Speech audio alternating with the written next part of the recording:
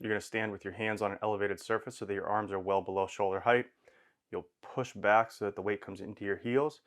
From this position, you'll bend your knees slightly, feeling your tailbone gently tuck under and your lower back relax. From this position, you're going to do a long exhale through an open mouth, feeling the abdominals on the outer part and front part of the body come in gently at the end of your exhale. That's going to look like this. Once you feel those pull in gently, you're going to maintain slight tension as you breathe in and push down into the elevated surface with your hands.